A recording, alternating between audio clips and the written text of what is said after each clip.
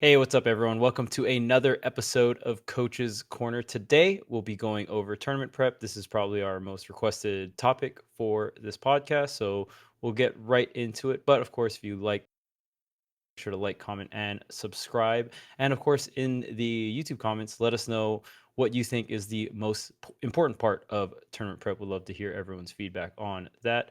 And if you guys are listening on Spotify, make sure to rate the podcast. And we also have you can also subscribe to our Discord if you want to ask us any questions, and we'll go ahead and answer it. It's only $5 a month, and it's a 90-10 cut, so it's the best way to support us directly. So let's go ahead and get right into it. Tournament prep. This is something that I would love to hear Tony and Ramses' opinion on because you guys are both actively coaching. Of course, me and Bam have previously coached players. I feel like the first topic we would dive into is Vod Review, but if you guys want to, you know, talk about some other general stuff, I think that's super important as well. Maybe we can talk about things outside of the game and then go to into things that are more into the game. I think when it comes to things outside of the game, just even things like being healthy can help a ton, right? Just, maybe do some workouts, maybe do some cardio. Of course, all these tournaments that you travel and invest into, you want to be performing as well as possible. And the healthier you are, the more stamina you can have and the better you'll feel, right? I've heard of a lot of nightmare stories of people that go to tournaments and they maybe can't get enough sleep or they're not feeling well, whether it's like getting sick at the tournament or something like that. So I think trying to control factors outside of the game is probably going to be your first step, right? Did you guys have any insight on things outside of the game before we dive into more things into the game? What do you think, Bam? Just off the top, right? This is something that I'm very happy that we're seeing that's more prevalent in recent times, right? But understanding that a lot of these mental faculties are intertwined with physical and vice versa, right? And as people grow, we're having to recognize, oh, wow, like me actually being in shape can translate to me performing better in mental capacity, like such as games and stuff as well, right? I think that is 100% a big thing, right? What you eat, all these kind of things, culminate into how you perform at the top level. And yeah, you'll hear people talk about, and sometimes people even love to promote that, oh, yeah, I didn't sleep. And oh, yeah, I just got drunk and wasted and all that stuff like that. It's like, you're not going to play optimal at all doing all that stuff. And no matter how cool and sick you think it is, like, let's just keep it a stack. Like, that's trash if you want to be performing at your best, right? So I think full disclosure on that, those things are connected, right? And it is very important, even down to how you deal with, wins and losses post, right? Like, handling that stuff just helps curb depression, anxiety, etc. Right? So first and foremost, go work out, do exercise, take care of your body, right? And your body will take care of you, right? So um, that's my little disclaimer there. But like, Tony, what do you think ultimately on when you're going into a tournament, how you should be prepping in terms of like your physical and whatnot? So, my understanding of the subject is that studies so far have not shown a consistent correlation between increased muscle mass. So, basically, things you would do like weightlifting and such aren't shown to have consistent cognitive benefit. What does, however, have a more consistent series of studies behind it is improving our cardiovascular health. So, even if you're not doing things like going for intense cardio, which is very healthy, and I do recommend it, even things as simple as walking or fairly low impact things have shown great improvement on cardiovascular health, especially if over time and consistently. These are things that I understand that much of the Smash community has some pretty divergent series of physical states, or they might have conditions, whatever that can reduce their ability to exercise. But more people than not are fully capable of walking without injuring their joints or risking some other complication of their conditions. And so, something I recommend to everyone is just at least go walk a mile or something. And just, even if you're doing it once a day, every day, it's going to make you feel so much better. You're going to think smarter. You're going to think faster. and that this has been shown in quite a few different studies. If you're wanting to invest further into it, I believe the highest ratio activity to performance or improved health benefits for particularly around metabolic health is actually bicycling. So if I remember correctly, bicycling has been shown to be a higher rate of return than even running or swimming. So usually you would think that adding a tool there is going to diminish it, but I believe the current theory on why that might be is related to how the stresses of actually applying your feet affects your ability to do it on a consistent basis. And so the idea is that bicycling is going to be a bit more consistent than running, because running can be fairly traumatic toward your feet. You're just basically kicking things over and over when you're running. So with that said, using weightlifting is generally going to be good for your health overall. It helps your bones, it helps how you are going to feel about things. There are increasing studies or emerging studies, I should say, that show that there's a relationship between lactate and actual mental health. I believe that was a recent study that came out, and specifically how your body's neurochemicals will respond to receiving lactate and your body processing it is actually good for your mental health. And keeping optimistic and generally just feeling good within yourself is something conducive toward any improvement, any hobby. Because the idea is you are always in a cycle of fatigue.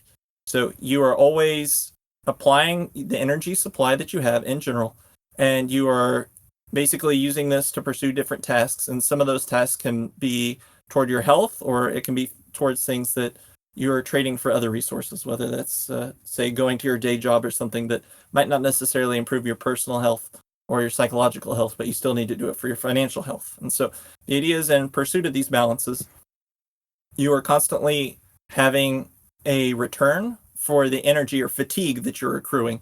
And so generally what you want to do is you want to focus on rotating these activities and try to keep them balanced. So the idea is, if you are just spending your whole life exercising like a professional athlete, it's actually fairly traumatic to your body, and you can actually have too much of a good thing.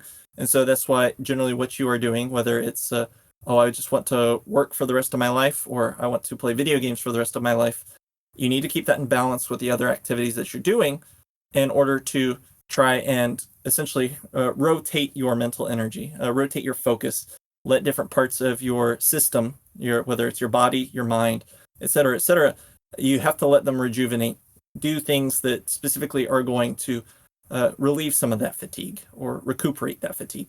And so the idea here is that you generally want to do this in accordance with certain suggested mediums. So a common rule of thumb is the 20-20-20 rule, which is, I believe, every 20 minutes you want to look at an object that is 20 feet or further away for 20 seconds.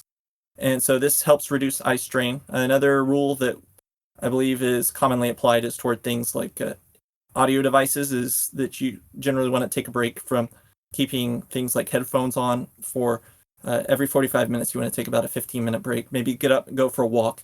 And this can also help, I believe this has been shown to reduce cardiovascular issues in sedentary workers. So like people who work at a desk, if you get up every 45 minutes, just move for, I think even 5 minutes have shown benefits. But the idea is, if you are doing this and you really want to be a professional player, so most of this advice, just to be clear, is targeted toward players who are really saying, oh yeah, this is what I want to do with my life. Should I be exercising, and how much should I be playing? The way I typically recommend it towards these people, and it's not usually followed, but this is my recommendation, is every 20 minutes or so, you just look away, you take some time, just get in some quick hand stretches, even if it's just a single directional stretch. The idea is, if you're doing this 3 times an hour, that's going to give you enough time to do both get different angles of your wrists. I temporarily forgot the words I'm looking for, but the idea is you want to stretch your wrists in order to reduce the likelihood that you're going to also strain yourself, because that's something else. And that is also something else that you can work on if you were to apply lean muscle-based development So even getting something like a 1 or 2 pound weight and then just doing basic exercises and then slightly progressing the weight slowly to increase the strength of your wrists is going to reduce muscle strain. It's also going to improve fine grip dexterity, I believe is my understanding of that development. And these things generally don't penalize you for doing them. So in the worst case scenario, you are generally just healthier and happier as a person.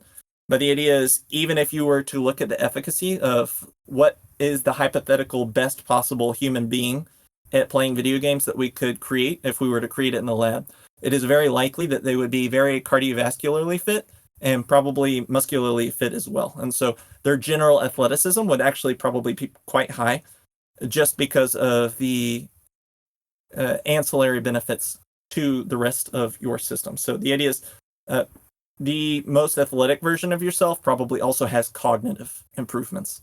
And to this degree, it's not just about being game smart, but being also just a slightly faster version of yourself, because game athleticism is also, I don't think it's a coincidence that many of the most game athletic people also tend to have athletic backgrounds, because the idea is it's not just a matter of the actual physical aspect, but more so the process of physical improvement is in itself a skill to be practiced. The philosophy of practicing, of progressively challenging yourself to do things that are slightly more difficult, is going to make you a stronger player and a stronger competitor in general.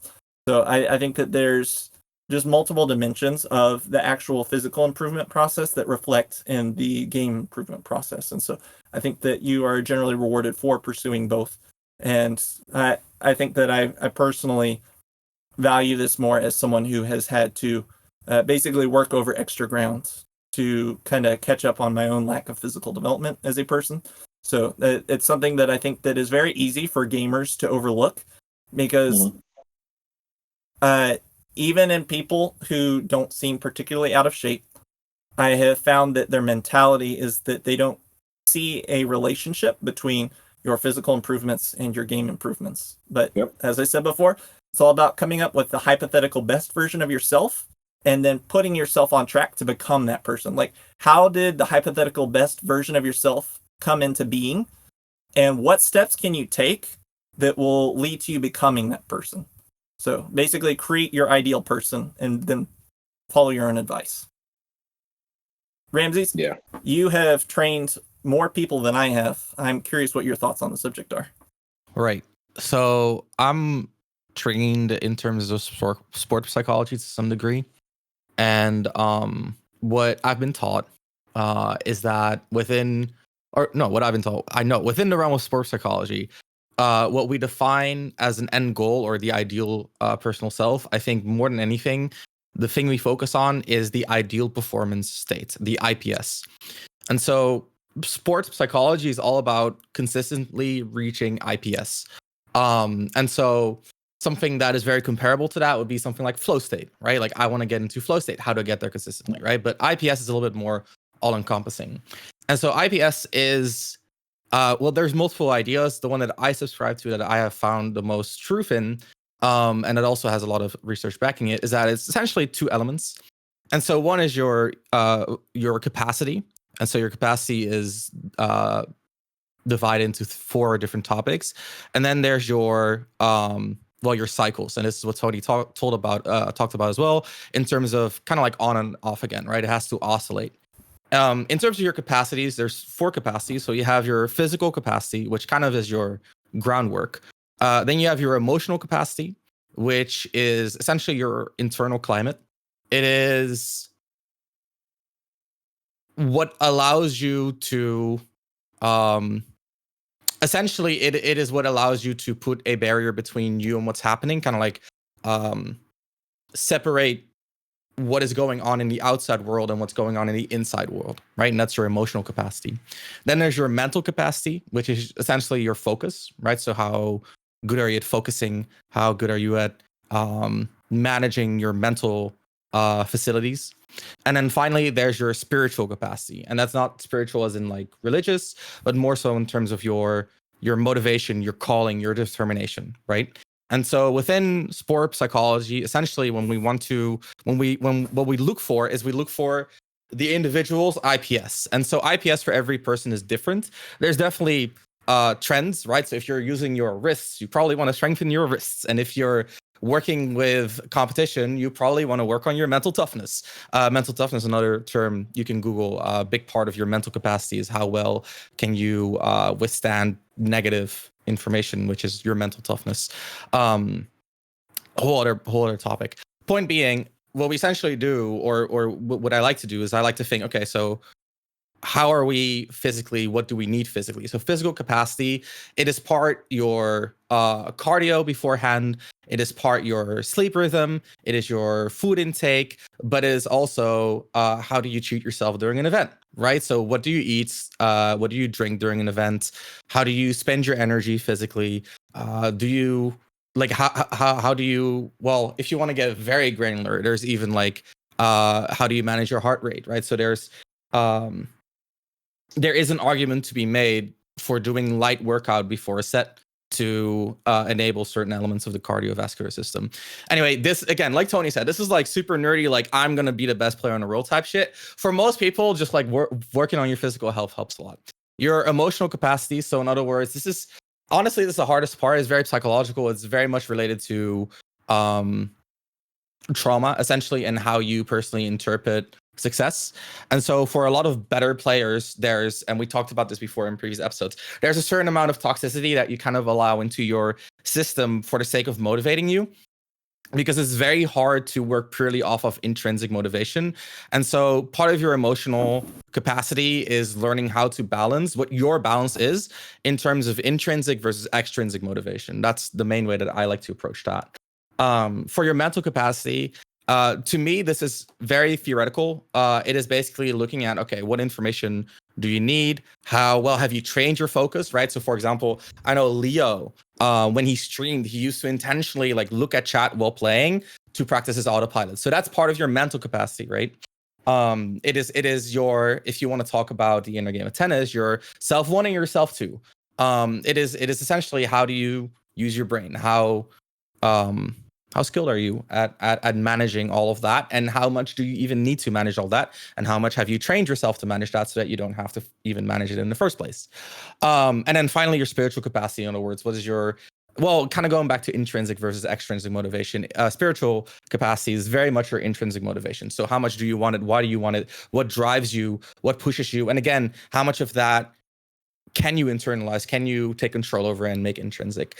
And so for all four of these elements, you want an oscillation where there's an on and off again pattern. Because so essentially what has been found is that constant on, bad, constant off, bad, right? So there has to be an oscillation. And so not only does there have to be an oscillation between like, okay, physical on, physical off, emotional on, emotional off, there also has to be like just an on and off for all of that, right? And so you cannot say like, oh, I'm going to stop focusing on my physical elements. I'm going to do some meditation for my mental capacity, right? There has to be some time where you're just not focusing on Smash and the improvement within Smash as well, just for the sake of, well, giving your brain the downtime it needs to essentially recenter. And so if you want to zoom out as much as possible, if you want to make it as generic as possible, when I work for tournament prep, for being in the IPS or for consistently reaching IPS, I look at physical, emotional, mental, and spiritual capacity. And then I essentially try to look, okay, where is your balance, right? Like, who are you as a person? How, like, what do you need physically? What do you need emotionally? What do you need mentally? What do you need spiritually? And we just, like Tony said, we look at, we set an ideal, right? Which we think is the ideal. We work towards it. And if we find out that somewhere we missed the mark, you adjust, right? Like, a lot of this stuff is also a road of self-discovery, right? Like, we are coaches. We cannot read your mind. And so if you tell us, hey, this works well for me, we're going to believe you on that. But what we also have to do is constantly kind of like ask the question, like, is this actually the ideal that we're working towards, or is this a suboptimal end goal, right? And so there's a lot of like, let's say 9 out of 10 states that people find like that they interpret as their ideal state that is in entirely the wrong direction. And to get like that final bit towards your ideal performance state, sometimes you have to revamp your approach entirely, and that has happened before. Like that's probably the most frustrating part. But yeah, outside of game performance, I think that is like the most, to me, the most generic yet specific model that you can apply to find the most important points to talk about. So I'd like to go ahead and continue building on that, and because Ramses brought up a couple of things that slipped my mind to bring up. But so obviously nutrition goes hand in hand with physical fitness. For a lot of ways. They essentially, the fuel you are playing on is the fuel that was already put into the system before you sat down to play. And so I think that the way people tend to look at it is, oh, well, I ate like this or I ate like that at tournament. Brother, however you've been eating for the weeks leading up to that is generally what your system is running on. Like your body is generally in a state of cycling itself. It is using the materials that you consume over months of time to construct your cells and construct what you are made out of. You are literally built by what you eat. And you should keep in mind that what you eat should be high quality if you want to be high quality. And to this end, you generally want to think of what is going to give me the nutrients that I need to perform. What is going to give me the vitamins and minerals that I need to perform. And sugar. Sugar. Your brain works on sugar. Yep. Yes. People forget that, but like unprocessed sugars, if you're going to an event, quick tip, bring unprocessed sugars. It is super important for your brain function. Yep. Raw so sugar cane. Meditation meditation is such a big deal. It's one of those things where people just refer to it as kind of a generalized, oh yeah, meditation's great. It's working on it. There is so much nuance to meditation. There's different forms of meditation. There's different applications of meditation. Without being specific, there's multiple players I work with who have different forms of meditation that they work with for different purposes. So what do you think the main purposes of meditation are? I can name two, but I'm wondering, what do you think? So I think that the most important purpose is the daily use of meditation, and that is for probably emotional regulation. Your internal awareness of yourself, your ability to kind of process things that are happening to you. It essentially gives you a way to kind of step back and redistribute where your attentions are, where your physical, mental, emotional energies are going. And I don't mean in a religious sense. I mean as in your actual focus, what you are doing. As I'm moving my hand in the camera right now, that's me literally directing my body to spend some of the fuel that I've consumed.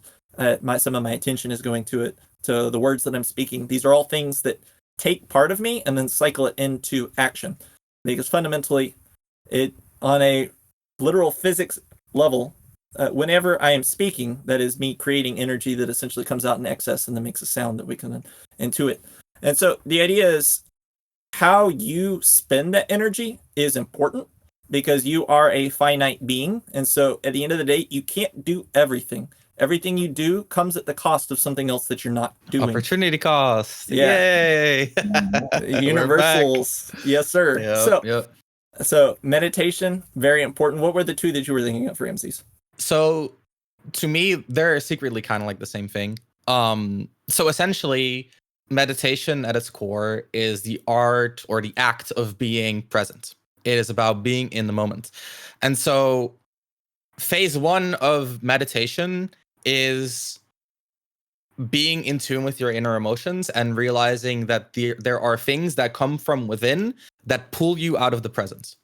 And so these are essentially traumas, like mini traumas, you know what I mean? And so the first part of meditation is resolving those feelings and kind of, first of all, being aware of them. And then second of all, following them, understanding them, and then finally resolving them, right? So you follow the thread back, understand where they come from, understand what their effective is, and understand essentially what you're missing, right? Because usually a trauma is something that you've been denied that you need, right? So for example, validation. And so something that people talk about, again, super concrete example. This is the thing I hear the most. I'm winning, Ramses. I'm in a tournament set, I'm winning, and then I start thinking about winning. And so what is that? That is essentially your brain pulling you out of the present because it you're about to, or it's about to get something that it wants so badly that just thinking about it is better than being in the present. That's essentially what it is. Like, if you want to be very generic about it, it's not always that way, but that's generally what's going on, right? And so that validation, that is a very extrinsic process. Again, intrinsic versus extrinsic, right? And so that extrinsic validation becomes very important for you, and it pulls you out of the present. And so the first phase of meditation is kind of like wrestling with that, and then from there, meditation turns into more of a habit, where it is not about like fixing problems or knowing yourself. It's about the meditation itself, and meditation is always about the meditation itself, don't get me wrong. But the main benefit of it starts off as being more of a healing device, and then afterwards it becomes more of a way to train your focus, to make it a normal thing to be in the present. And Tony, you would know, this game is so fast, and it keeps getting faster, to the point where it's not a choice. You have to be in the present constantly, or you're lagging behind. And you can get lost behind really quick. That's very quick. I would say that it is actually, if you were to go through top level play and see sets where there's like a 3-1 stock comeback, it's lot of time what happens. Yeah, it's the, oh wow, this is really about to happen, and then your mind gets off the game, or worse yet, you'll be. The worst case scenario is when you start visualizing your own defeat, because you're like, well, as long as this doesn't happen, and you just can't stop thinking about this happening. And so that's ego defense, right? Yeah. And so, like, again, that's something that you want to meditate to prevent, because essentially what your ego is doing is jumping in and forgive the assumptions, but in 99% of cases, this has been true for me, or for the students that I've coached. Usually your brain jumps in and it starts intentionally underperforming for the sake of protecting your ego when you lose. That's what it comes down to. It's like you're visualizing your loss, and then afterwards you're like, yeah, of course I lost. I wasn't even thinking about the game. And so this is not a conscious process. It's not like your brain's like, you're like actively deciding like, oh, now I'm going to start sandbagging. But ego is a very strong thing. And again, in terms of your emotional, mental, spiritual development, is very important to understand the role of ego. And so even when it's gonna jump in, right? Like, even at top level, even for people who have meditated all their lives, ego is not, it is something that cannot be unlearned. Well, almost cannot be unlearned. I think there's a case to be made, but practically, let's rephrase, practically ego cannot be unlearned. And so what happens is that more often than not, through your understanding, you can manage it, rather than aiming for complete prevention. And I think that goes right into the spiritual aspect, where I think that it's something is so important, is to essentially take the time to really to be trite about it, to figure out who you are. And by that, I don't mean to go on a literal internal journey, but rather to think about what ideals you want to define you, what characteristics you want to define you. And as I said with the physical aspect, think about your ideal person, the person you wish you were, and what steps go toward making a given person, any person, into someone who has that characteristic, whether it's something like patience or kindness. If these are traits you want in yourself, where did patient people learn to be patient? Where did kind people learn to be kind? These are not things that are innate or fundamental toward you when you were born. These are things that you learn, skills that you practice. And so the idea is you want to think of who you want to be, put yourself onto track to becoming that person. And when you do start to become that person, that gives you the ability to kind of give yourself a bedrock that you can rely on. And who I am is something that's okay. So, for example, if I'm losing in a match and I would usually, let's say, stake that, oh, well, I'm a smarter player here, I'm going to win, and then I start to lose, I'm not just going to be upset about losing and get my mind off track. I'm going to think, well, this reality is not meshing up with my belief in myself, so if I lose this, I'm actually not smart. And that's something I want to believe about myself. And so now I'm going to start to get real upset. And we've talked about this before, about how you can get stuck in your feelings over the subject. And the idea here is you want to be able to stop, take a moment to reset yourself and say, Tony is a smart person. It does not matter if Tony loses a game of Smash. That does not change this. it's gonna be okay. Even if I lose, I'm gonna be okay. Yeah. This is what I'm gonna do to win, though. And so you can't even start to reset yourself unless you have a self to fall back onto that you can touch base with, touch point with, because you have to learn or create this person so that you can relate to them in the first place. Yeah, I'm gonna nuance it from my perspective a little bit differently. I think that is like the separation of like reality and ego, right? So ego tries to project itself on every situation because that's how we interface with the world, right? In a lot of ways. And so I think it's not to me, it's not necessarily having a person to fall back on. To me, it's understanding that the ego is a part of your mind. It is a part of you. And so when the ego speaks, recognizing that it is the ego and not necessarily, like all of you, I think that is, to me at least, the important way to look at it. Yeah, and I think just kind of balancing, I like the breakdown of the 4 different categories. And I think the main thing for players prepping for tournaments is you want to figure out which one you're the weakest at and try to put your resources right into it. Because I think before we even get into like the actual like Vod reviews and stuff like that, you got to think when you're prepping for a tournament, you're essentially doing resource management, right? You're like, all right, cool. Yep. I have to work X amount of hours to pay X amount of bills, and you have time and you have money. Those are going to be your 2 main life resources, right? So how much time can you allot to X, Y, and Z? How much time can you, and how much money can you allot to it? And even for Smash specifically, I think what makes Smash generally tough is that you might have to pick up some extra overtime shift and stuff like that just to be able to afford a flight, a hotel, the tournament registration and stuff like that. It's not as simple as going online and doing online tournaments. Obviously, there are online tournaments that you can practice and go into, right? But in terms of like the world rankings, if you're trying to be a, top 50, top 100 player, what have you, you're going to have to spend money and you're going to have to go and travel, which just costs a ton of resources to do, right? So I think the main thing is allotting time into whatever weakest aspect you have, because even something like meditation takes time. Even if it's 10 minutes a day, I mean, that over time will add up. And even if your physical is lacking, going for a 20-minute walk or a 30-minute walk every day, that's time you could be playing Smash, right? But it really comes down to understanding yourself and knowing what resources to allot into what category to go ahead and move forward. And I think you guys did a great job of explaining what you can do for each category.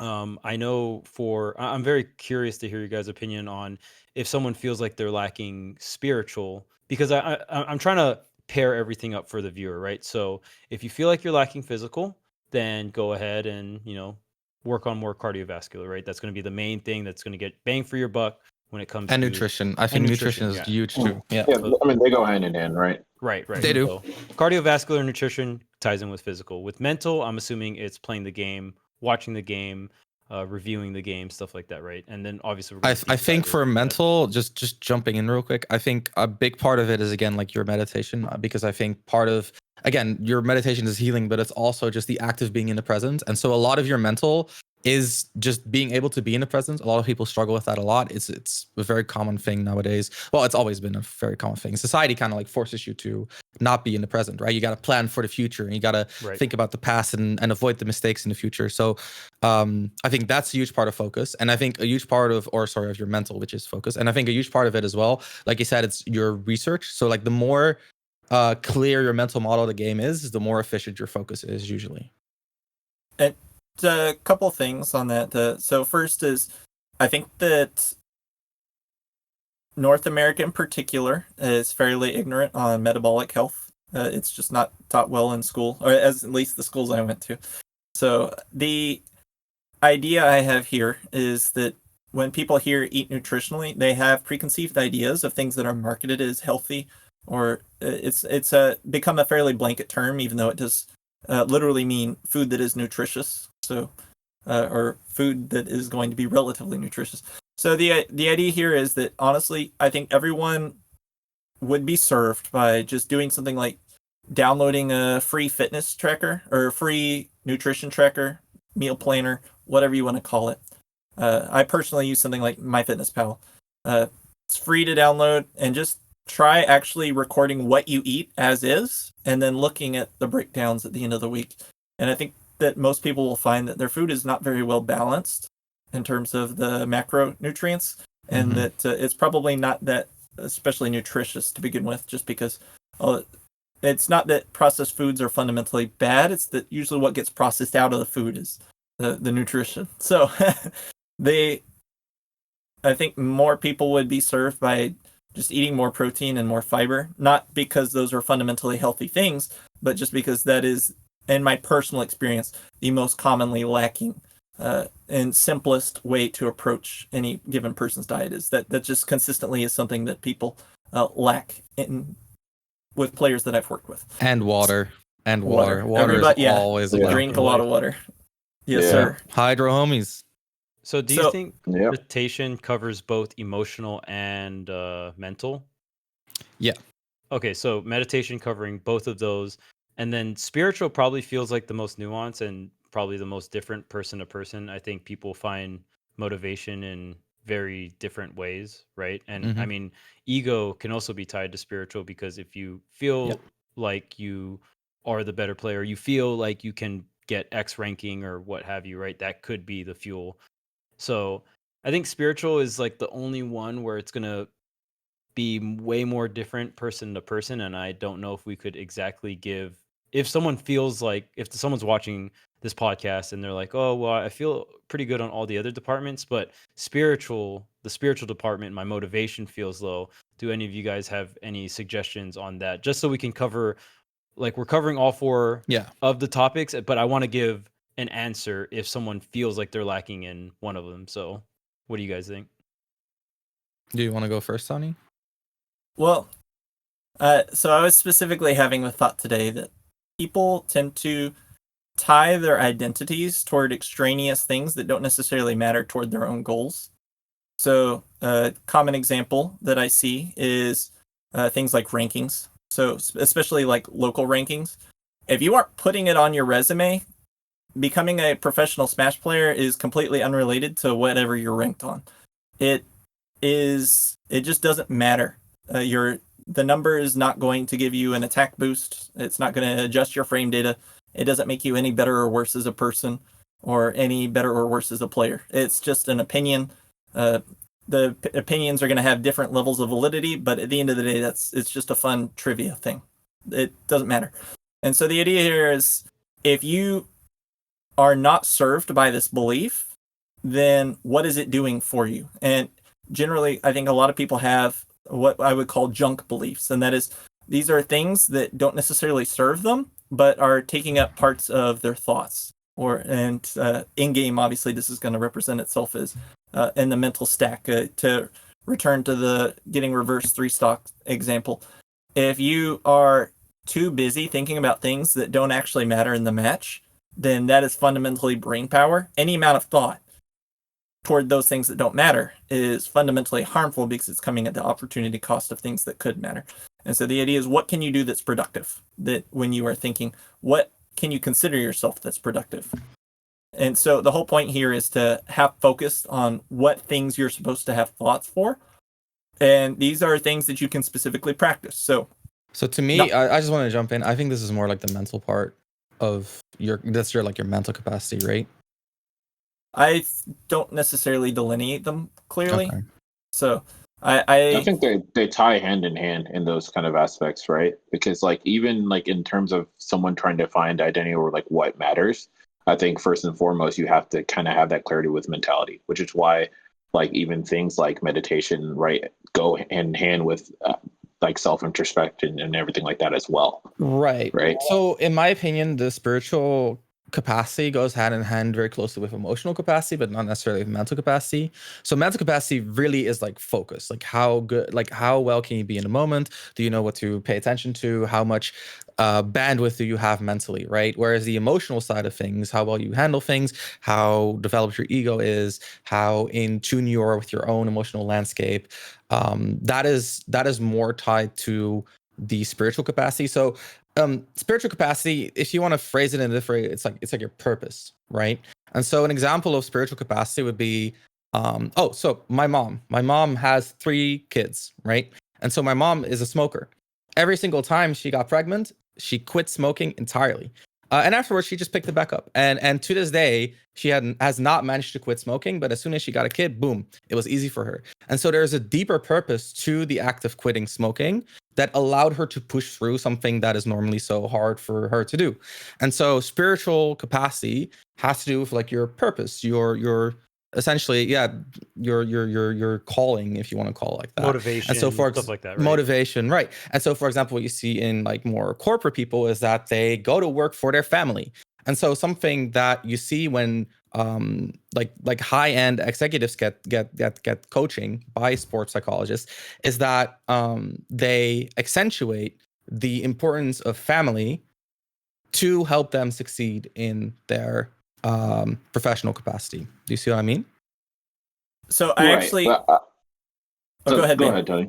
I was just going to say, yeah, I do. I see what you're saying there, but I still think that those still tie into each other because I feel like even when you're talking about your mental, right, and you're talking about the focus and the bandwidth, right, I do believe that ultimately, like the more that capacity you have there, those things also do affect to a certain extent, like your spiritual capacity. Like I think there's a reason why people who have more mental bandwidth, right, and they have space like mentality that like basically they have that dexterity they can allocate to those things, it opens them up for having more space to do those things versus like, yeah, it's going to be, you're going to have the like almost like a, the boost on things that really matter to you, right? And that purpose, like you said, right, where it's like, okay, maybe this thing in a normal state would be harder for me to like take on, but because this is like something that is spiritually connected to me, right, and that bond is strong, that's something that's going to motivate me to do something that I normally wouldn't be able to do in normal circumstances. That's but like fair. If you have,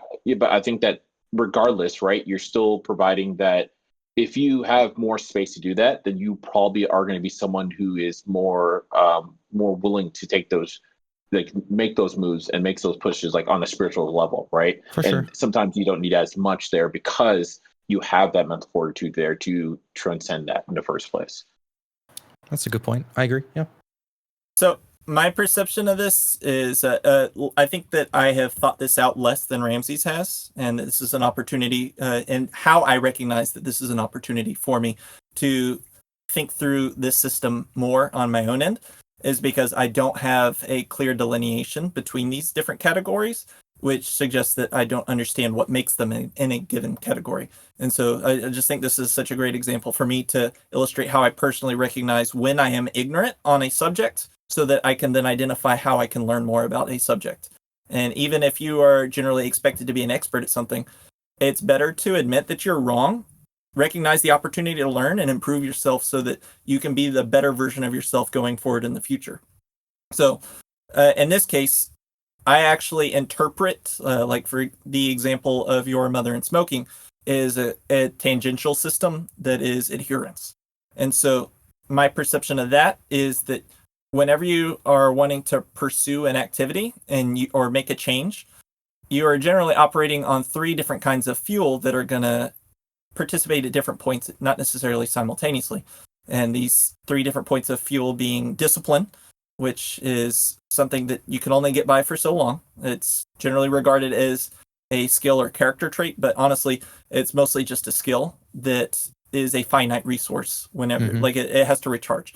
The second being inspiration. So I think that in your example, what your mother had that worked for her was the inspiration aspect. So having the additional consequence of affecting another person gave her the inspiration and motivation, alternatively is a way to phrase it, is the motivation to make the stop and change.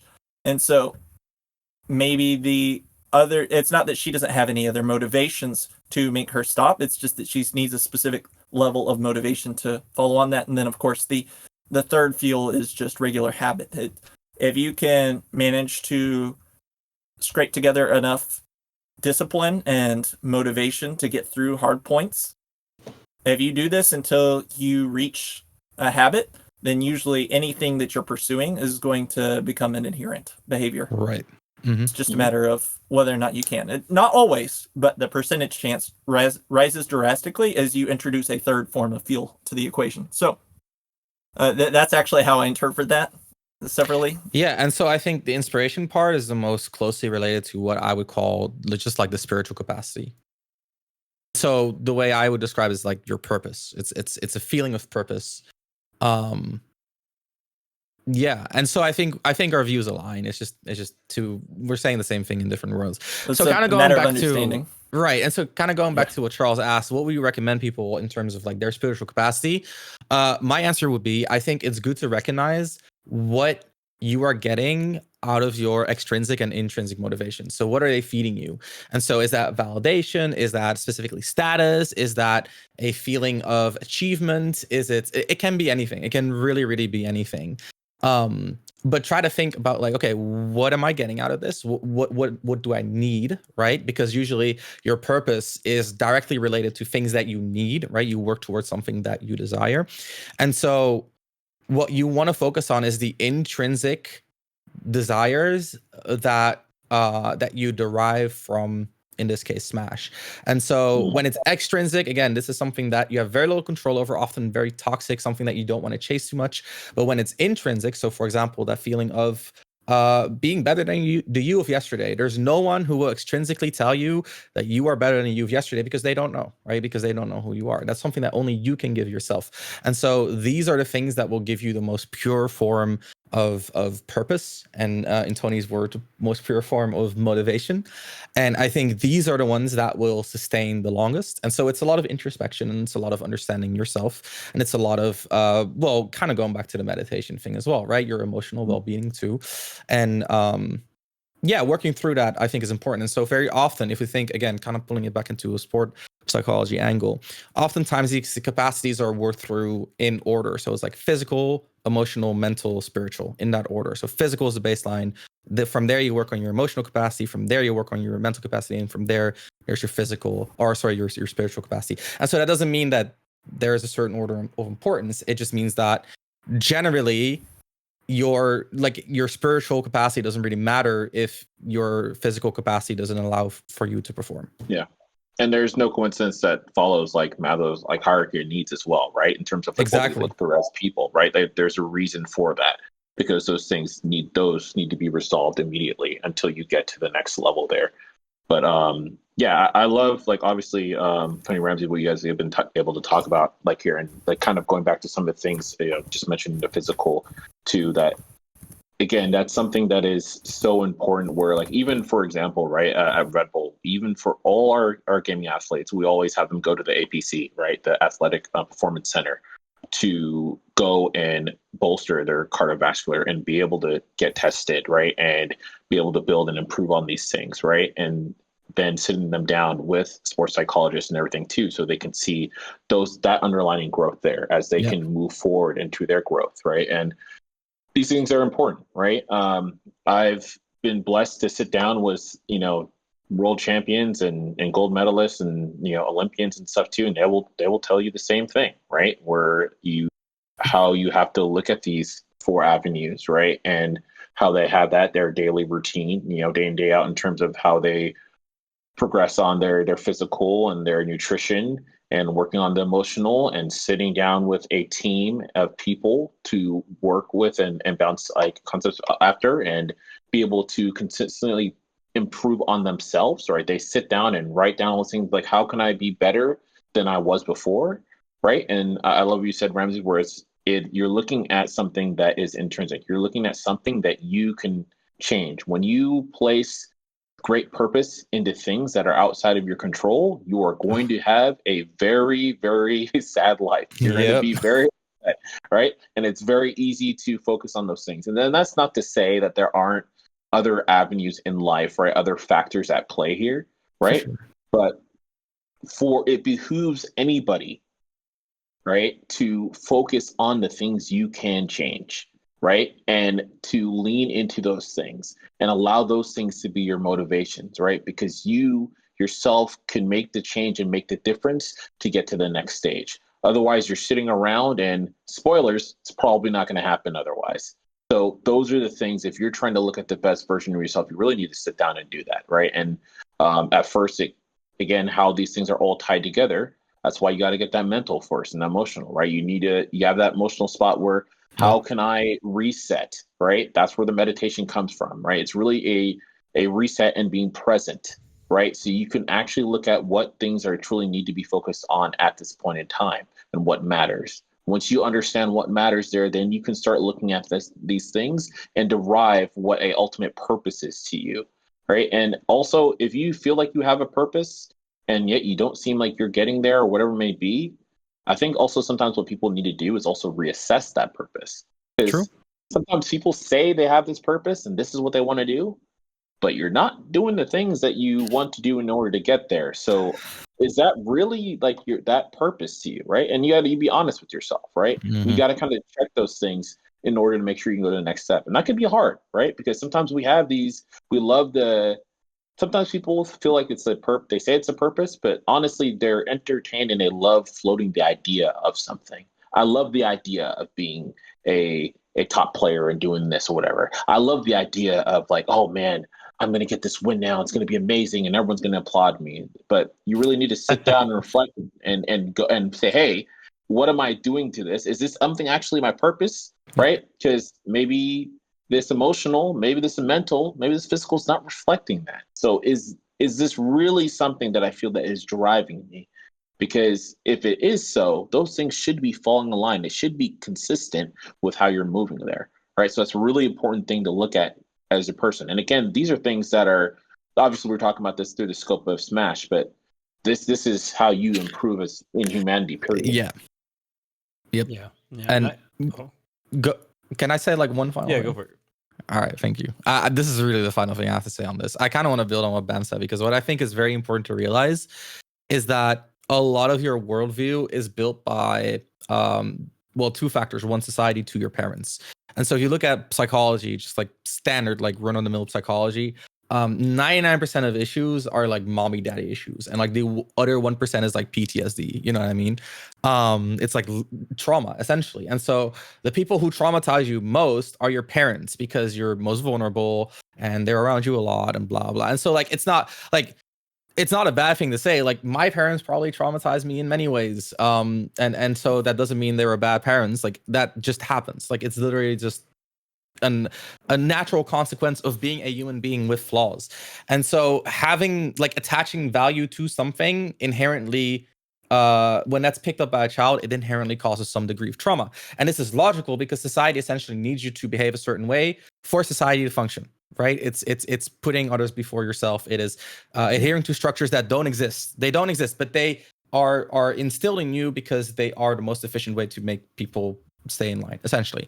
And so a lot of self-development is undoing the structures that have been imposed on you that aren't inherently true.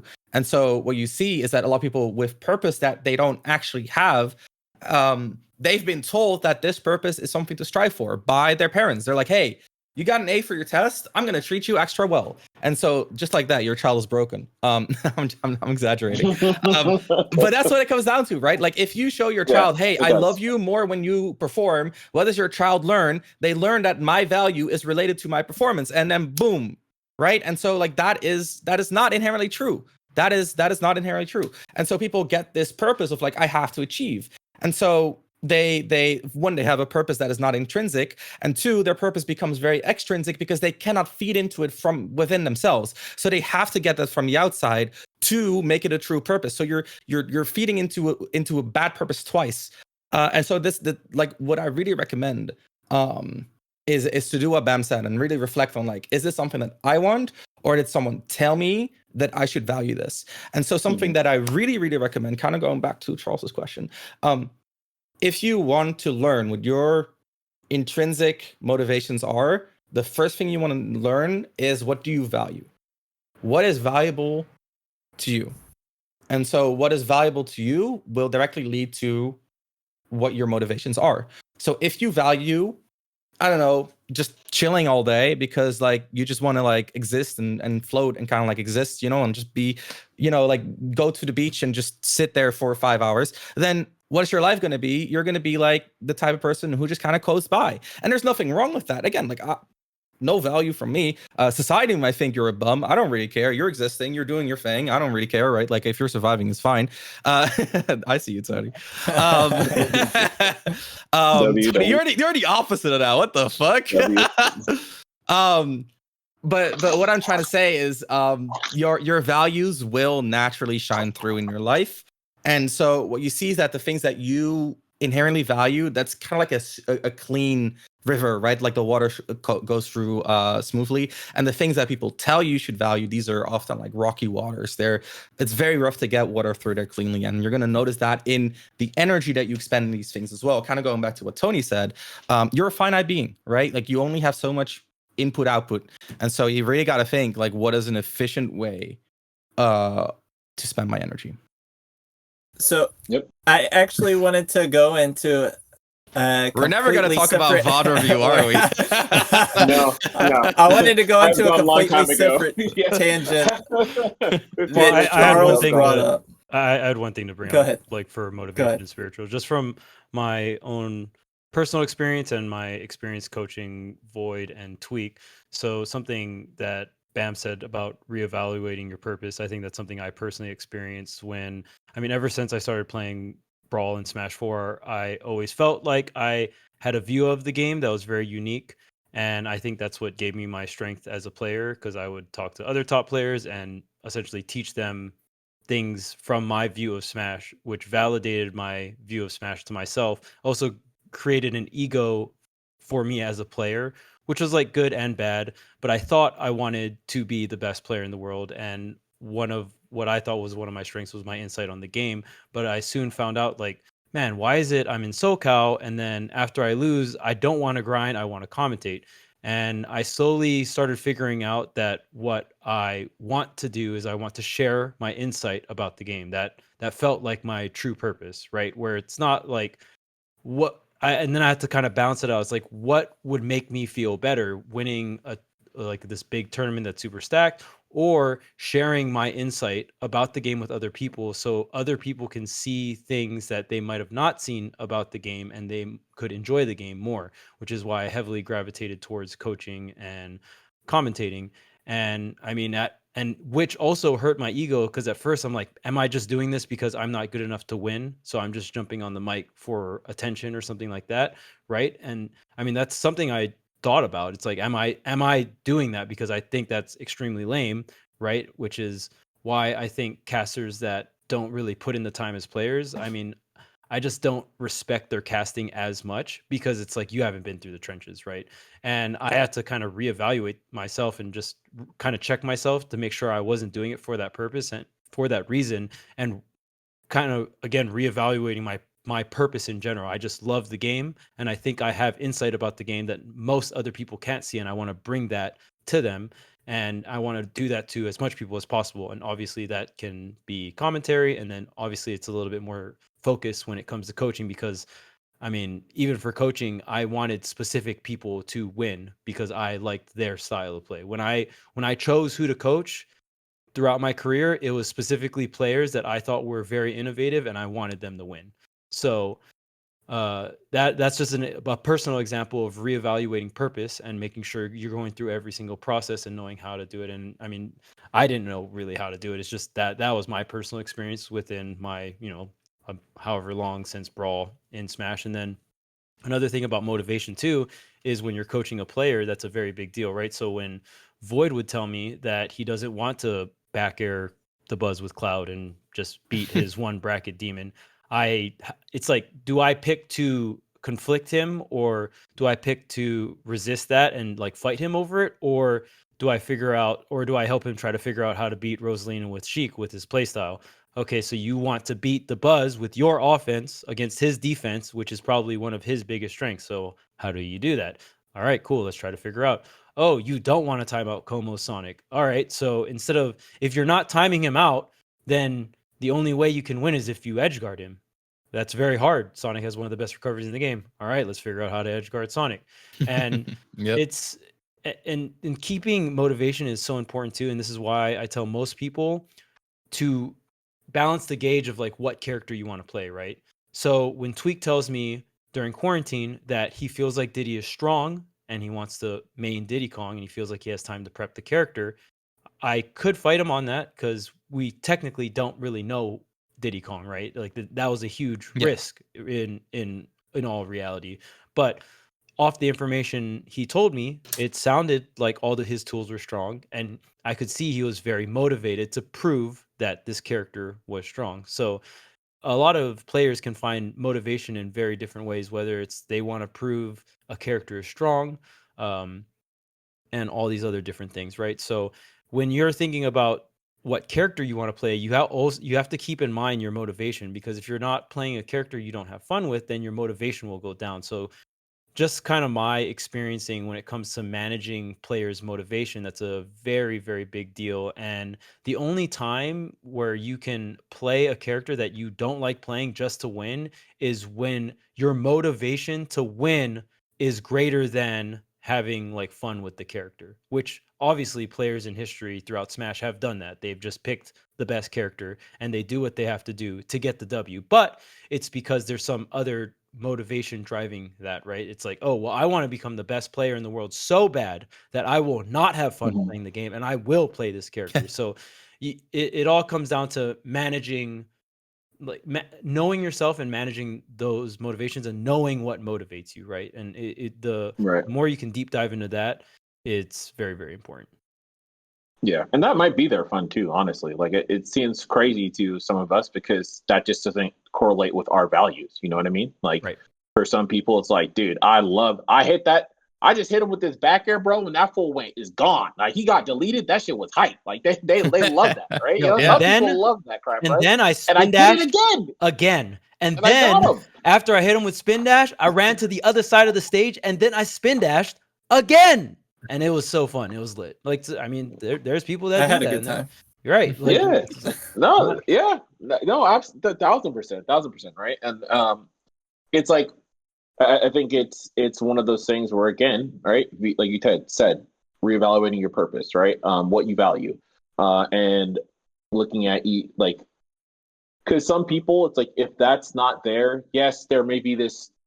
We feel like this is an objective way to do this, and this is the only like it should be done like this. Why not play the best character and just do that, right?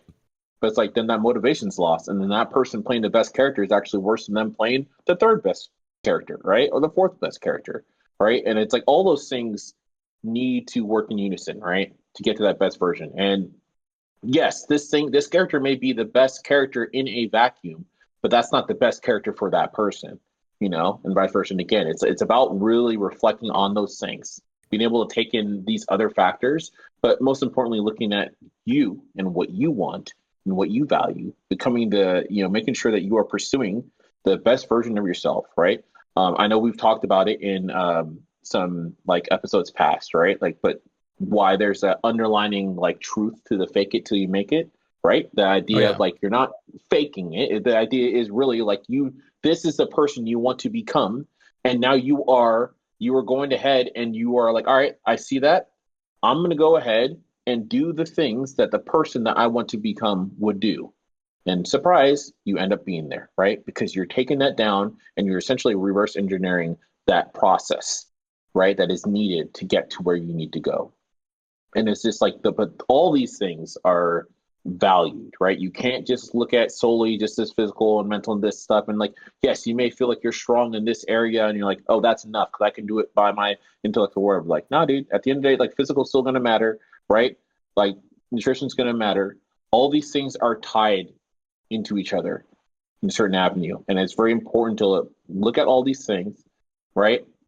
Get yourself a foundation. Like once you are building yourself up to that point, then you can sit here and look at, okay, what do I want to pursue here? And then you can move forward. And again, we've said it throughout this episode, but it's very important to understand like these are things that are incredible period in life. Like these are things you need to look at in life.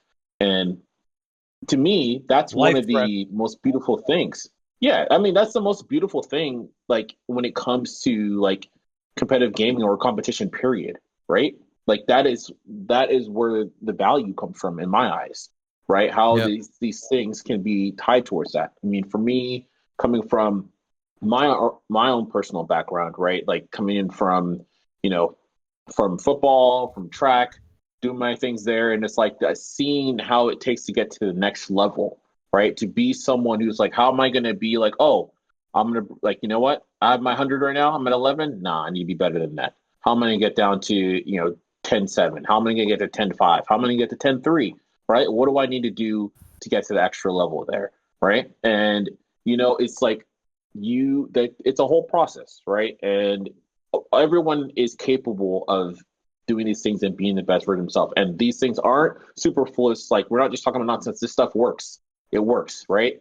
And yeah, there's going to be variations in terms of how it works for you, but trust me, it will be good for you, not just in the lens of this game, but it'll be good for life.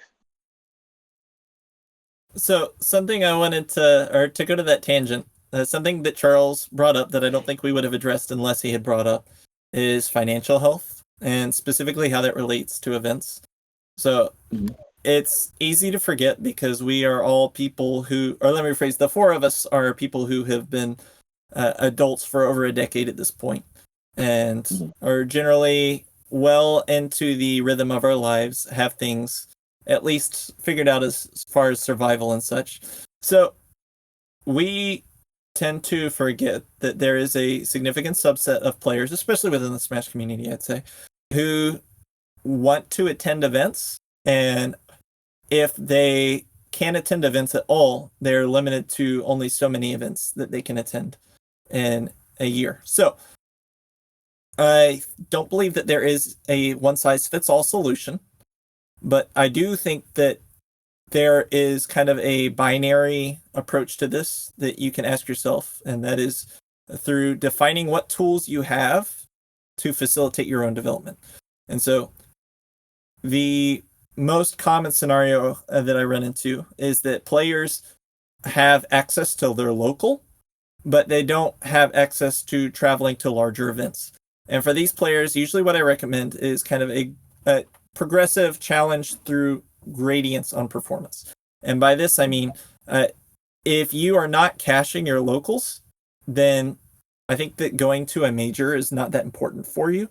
I'm sure there's people who disagree with me, but the idea there is that there is so much improvement that you can grab just attending your locals that the time and resources that it takes to attend a major would be better spent attending more local. And so or the idea regionals, is, depending on where you live, right? yes, regionals are almost always the better balance. And so the idea there is you attend your locals, you enter, you compete, you save your VODs, which we'll eventually get to for Charles. And it's going to be another episode. Yes. It's going to be the next episode. We're going to do another episode. It has to be.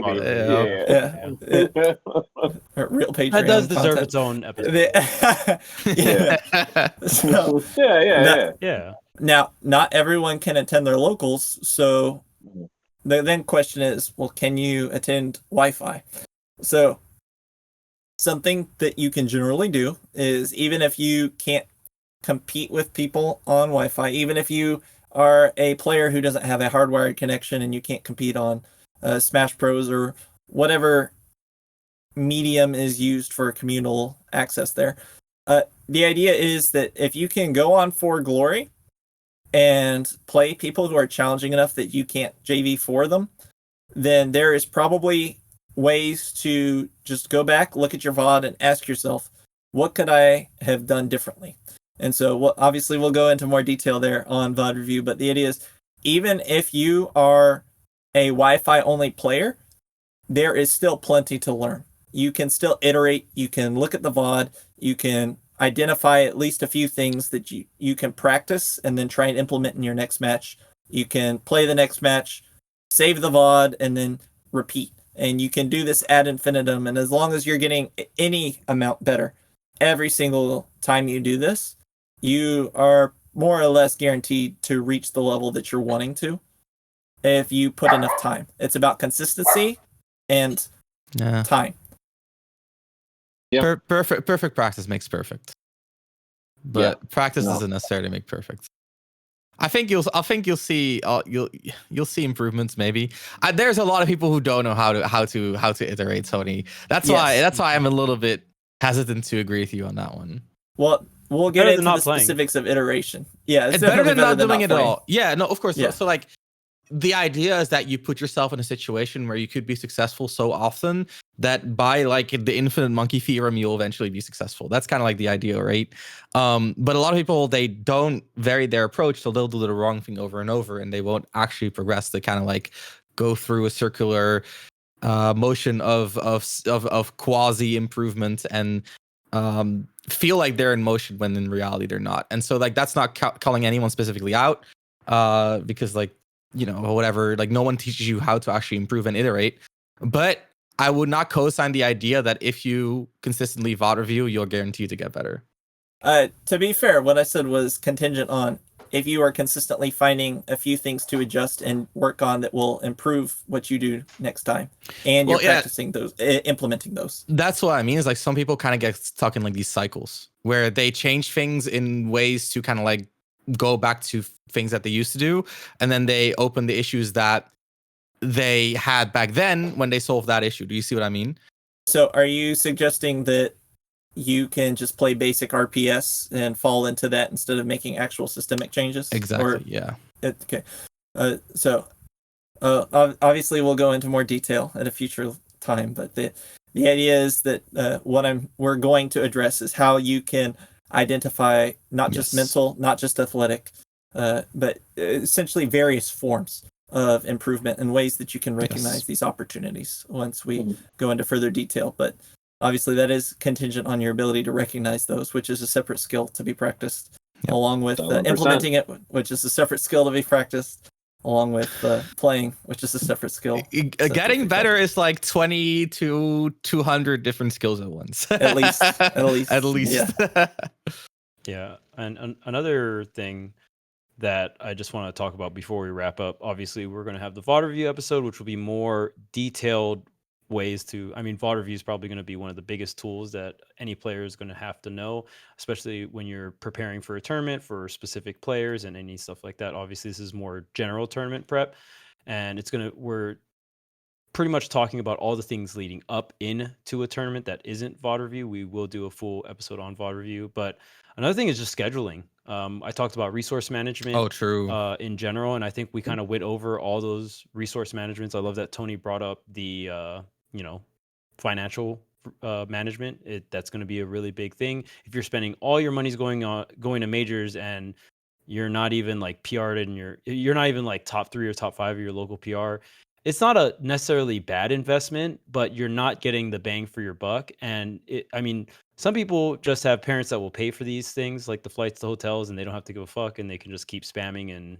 they'll eventually start getting better, right? So obviously, if you have a crap ton of financial resources, sure.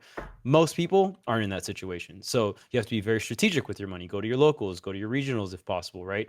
Hell, I even relocated from Hawaii to Southern California to have more of these opportunities, so I don't have to pay for a flight, and obviously that's like a huge life change. So I mean that was more so for the financial, though. If I could have stayed in Hawaii and I had infinite money, well, I could just fly out every single time and go to whatever 2GG event that was going on during Smash 4, right? But I just moved right there because it's just way more cost efficient. So being strategic with your resources is such a big deal. And again, I want to go to scheduling, because I feel like a lot of people, I can't even take people seriously if you're trying to be like the best player in the world and you don't even have a training schedule. How much time do you put into a day, or how much time do you put into the week in training mode practicing the combo that you dropped that you lost the game for or lost a tournament set for, right? You should have specific windows where it's like, okay, I practice movement for X amount of time. I practice my combo game for X amount of time. I practice my ledge trapping. I mean, if you have the mod pack, you can practice very specific things like tech chase reaction, ledge trap reaction, right? You can get very granular and specific, but even if you don't have that, you can still practice your movement. You can still practice your combo game, and then you can actually play as well. And I think another vortex that people get into is they'll just play for long periods of time without reflecting. Yep, versus actual training. And right. reflecting. Yep. And I think one thing, not everyone can afford a coach, and I get that. But one thing that is, you can't afford a coach, another replacement is other people's perspectives, your peers' perspectives, right? When you Yep. go to a local, you can still ask someone that goes O2 what they think about a specific scenario. If they played, they play the game, what's their perspective? I would ask a ton of people perspectives when I was trying to learn the game, especially early Ultimate. I don't care if you went O2, I don't care if you won the tournament. I want to hear everyone's perspectives, and you can compartmentalize all those perspectives, and then you can grow from that, right? So you don't necessarily need coaching. It's all about perspective. And one thing that, especially back in Smash 4, sometimes me and Void would play the game for 6 to 8 hours straight without saying a word to each other, and we're just grinding. But then, especially like late Smash 4 and Ultimate, me and Void would start to be like, okay, let's play for like 30 minutes to an hour and then take a break. And just if you take a break, you don't even have to talk about the game, but you can take a break just so your brain can really digest what's happening, and then you can kind of Oscillation. you review the game and stuff like that. And you can also talk about the game too, like, oh, what do you think? How do you feel like you're getting most of my stocks and all this other stuff? You need different perspectives, and you need a schedule. So it's like, because you can also manage your motivation too, because another thing I think that really kills motivation is burnout, right? So if you're tracking data, this is what a schedule will do. If you don't schedule anything and you're just kind of playing here and there, you'll be like, man, I feel burnt out. I wonder why. Well, I mean, if you're not tracking how much hours you play the game every week, or how much hours you like look at VODs, play the game, training mode, right? You break all these things up. And if you're trending the data, you can be like, wow, I feel burnt out. Maybe I have to reduce the amount of time I spend playing, right? So having a schedule and trending your data is going to be a huge deal when it comes to managing all of your resources and managing those 4 compartments we talked about earlier, right? Yeah, and kind of talking about what you mentioned about talking to peers. At the end of the day, I think like the best indicator for success is a strong mental model of the game. And it doesn't even matter in the game itself that much. It matters a lot in terms of how you design your playstyle outside of the game. And so when you have a strong mental model, you get to design something that makes sense, right? And that is like filled with like positive feedback loops. Oh, I do well here, that means I do better there, et cetera, et cetera. And so you design something through your mental model. And so when you go to a coach, what you're essentially getting is they're just giving you their mental model for as much as they can in the time that they have. And so you can get that from others as well. The issue is you have to do a little bit of interpreting, because 99% of people don't actively manage a mental model of the game. They have one, but they don't like actively manage it. And so when someone gives you their input, you're going to have to see how that fits into your mental model. And if it fits in, you can kind of like add it in. But most of the time it's going to clash in some sort of way. And that clash, that's where you learn. And so, yeah, just adding on that, I agree with Charles. The thing that I tell my students always is like one of the most important things that you can do is give your opinion to someone and ask them what they think. And if they disagree, like listen. And 99% of the time, no, not 99. Maybe for some people 99 if they're like really good. But for most people, like let's say 70, 80% of the time, you're gonna get something that has no value to you. But that like 10, 20% of the time, that's a lot. Like if Leo had someone who disagreed with him 10, 20% of the time with good reasoning, he would probably be God right now, like literal, like smash Jesus. So like that's huge. And so for most people, like 10 to 20%, I think is very reasonable. So make use of that while you can before you get stacking on the diminishing returns when you run out of people who have conflicting views of the game. Yeah, no, 1,000%. And I guess one last thing, I know we're about to wrap it up right now, but like, I think that people just to understand how valuable that can be, even if you're in a space where you're not going to like nationals and all these majors and all these kind of things, right? You had obviously in Tekken, you had a small country where people were playing all the time, right? We all, most of us, I'm sure, we all know where I'm going. But it's like you had a ton of these players who came together, they shared perspective with each other and one another all the time. They saw VODs from different countries. They watched them themselves. They never really traveled at all. And then until one day, you have one go out there, play. They're almost like, wait, these guys are kind of good. Best in the world. Ends up winning. And sure enough, that guy who ends up freaking winning, Arslan Ash, right? And all of a sudden, they're on the map, right? And it's like he's like, "Yo, you all think I'm good?" He was like, "They were like the Saiyans. Like, you think I'm good?" There's people back at home. They were They're the incredible. Saiyans. They were literally the Saiyans, bro. They ran up like, yo. It's like got Raditz. my It's like you fought. Yeah, no, exactly. You scared me. I'm right, bro. There's Nappa and my boy Vegeta. Y'all don't even know, right? It's kind of funny because Arslan Ash was definitely like Rise, and then he just like leveled up. And he's like, actually, I'm better than Vegeta now. See ya. But like, You imagine Nappa with like the Super Saiyan goatee. exactly, man. It'd be OD. But like, yeah, like for real, like that's just shows the value of like Yep. you can get better if you structure yourself accordingly and really utilize those resources to the best of your capacity, right? Like there's a lot of times when people think that the only way they can get better is go to these majors, and they really have these, and they're sitting there, and those lemons haven't been squeezed yet, right? And you haven't made anything from this yet. Really sit down and give yourself a proper structure, work with people around, be willing to listen to different perspectives, especially ones that you don't agree with, right? And see what you can find from there. And you'll be surprised at how much you can grow already in your immediate surroundings before you even head off to a regional, right? Before you even head out to a major. Like it is important. If you can go to a major and all that stuff, that's great. But if you're talking about like, hey, true growth and you're trying to do this in an optimal and efficient way, like don't discount those things. And again, this is just part of just growth. Really trying to optimize yourself, your surroundings, the people around you. All those things can be used in a better way to get to the next stage you need to go. And so sometimes we get too caught up in the idea of like, I need to have this big X, Y, and Z in order to be there. And we don't realize that we already have all these tools. We have all these opportunities in front of us. We just don't have the eyes and perspective yet to understand that. So focus on that first and foremost so you can start moving now.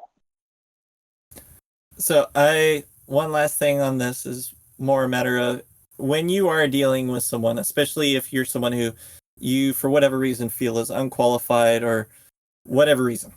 So evaluate the idea, I should say, in isolation. So consider it, think about whether it could be right or it could be wrong. And if you're not sure, when in doubt, try it out.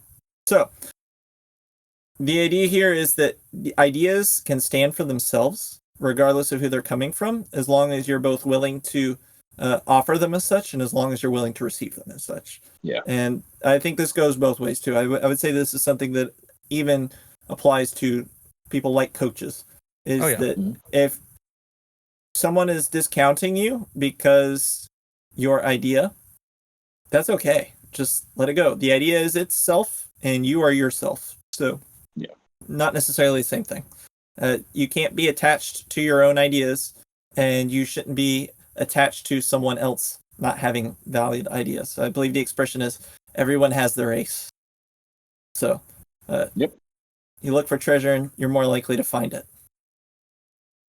All right, sounds good. Did you have any final thoughts, Ramses? So kind of going back to the original idea of tournament prep, I think if there's anything you can learn from this episode, is that tournament prep is a lie. I have so many people who come to me and they're like, it's like, I have an event in 4 days. Can you help me prepare? And like, sure, we can like help you get a good bracket run, but you cannot like squeeze blood from a stone. You know what I mean? Like there's very little you can do if the preparation is not there. And so I think I don't know if you guys know Bill Beswick. He's like one of the most proficient sport psychologists in the world, in my opinion. Really love his work. And something that he often says is that a tournament should be like a bit of a victory lap. And that's not exactly how he phrases it, but my phrasing, it should be a bit like a victory lap, right? Like you've already put in the work, you already know you're going to win, so you're going to go there and you're going to have fun. It's going to be nice. It's going to be a theatrical performance of that which is already certain. And so the more pressure you put on your ability to perform in the moment, in other words, the more you try to evolve in the heat of the moment. And as cool as Goku was when he turned Super Saiyan, it doesn't happen. It happens very rarely, but it doesn't happen. And so really, like, don't look at tournament prep as the end all be all. Of course it exists, but actually, Tony, how many weeks beforehand did you start tournament prep with Sonics for Genesis? We were working on it at Let's Make Big Moves. So Yes. we were that he lost to Tweak. We left the venue, got some food, discussed his loss to Tweak, how he was going to approach the Diddy matchup going forward, what he was going to do to implement it.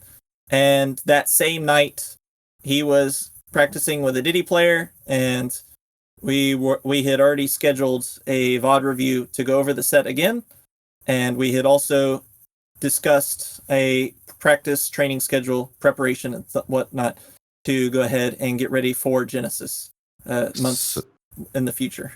Exactly. So that's the skill that you should work on. Tournament prep is a lie, but we're still going to put it in a video title for It's clickbait. a lifestyle. It's a Tournament exactly. prep is a lifestyle. That's it. All right. Yeah. Final words. Yep. Tournament prep is a lifestyle. All right. Yep. All right, sounds good. I hope you guys enjoyed the video. Make sure to like, comment, and subscribe. Check out the Discord subscriptions if you're interested in asking us any questions. And of course, class dismissed.